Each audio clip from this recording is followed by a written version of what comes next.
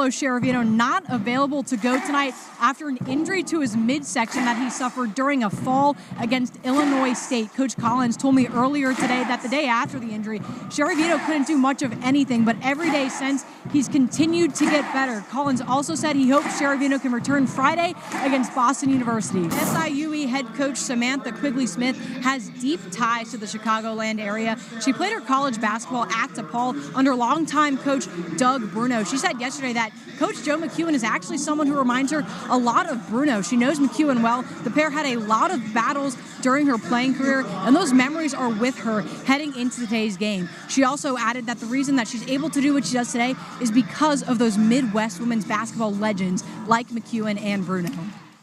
Life hasn't been bad for the Vikings, who have made 5 consecutive postseason appearances, but this offseason brought one of the biggest challenges that Coach Kilsmeyer has faced in his entire career.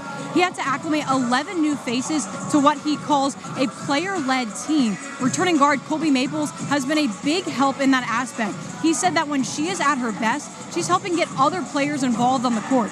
The 9 new transfers who have a lot of experience also have the right skill sets for the Vikings.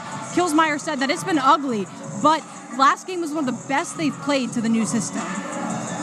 Today marks another stop on Kristen Kelsey's reunion tour. Last week she went to Minnesota, where she spent the last 2 seasons of her coaching career, and now she's back here in Evanston. She grew up in Wheaton, Illinois, and got her master's in sports administration at Northwestern. She even spent 3 years on this coaching staff. She told us before the game today that her time in Evanston has meant a lot to her. It taught her how to work with a new coaching staff, but also how to recruit. She played a big part in the Northwestern 2022 recruiting class that ranked top 10 in the nation, and she's had a great start to the season, 11-1 so far as her first year as a head coach. Today has big implications for the all-time series history between these two teams. Since meeting for the first time in 2014, Northwestern and Maryland each have a 9-9 record against each other. So whoever wins today would head into 2026 leading the series. The last time these two teams faced off was Tim Nolan's first Big Ten game as Northwestern's coach. Led by Alexa Rousseau, Northwestern took that game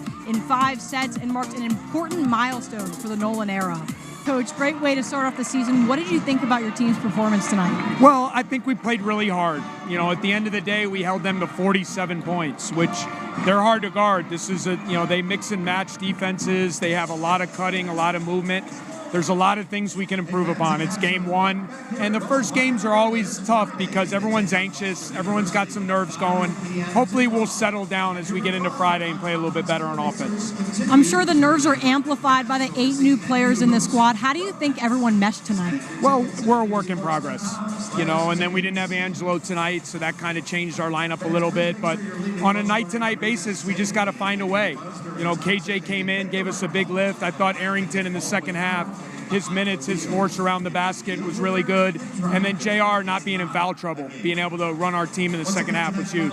You mentioned Arrington, a double-double in his Northwestern debut. What made him so effective? I just thought he played with physicality. We talked to him. He's very skilled.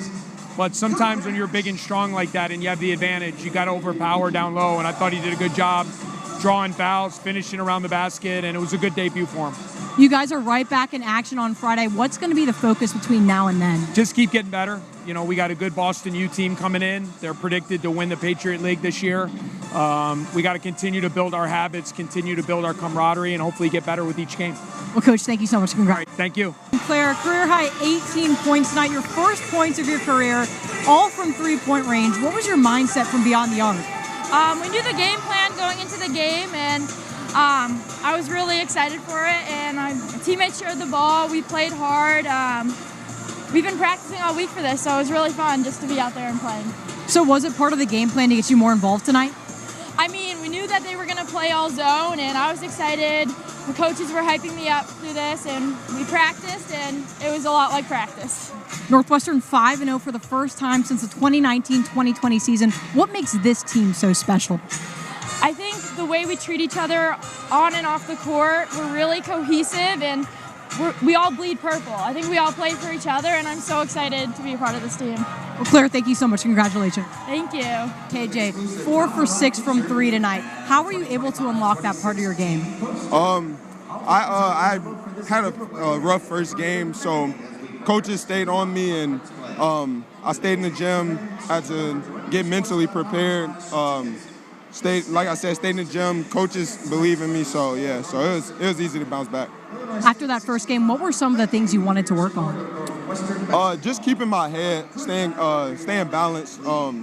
Consistency is something that I'm really working on. So as you can see, like went scoreless last game and shot it well this game. So just keep building every game and trying to stay consistent. 2 games now with this squad in live action. What is going to be this team's identity on the floor this season? Defense, for sure. We put a lot of emphasis on defense. It's been like that since I've been here, and it's been like that since before I got here. And that's what's won them games. That's what's helped them make it to the tournament, and I just want to help be a part of that. So staying locked in on defense and leading.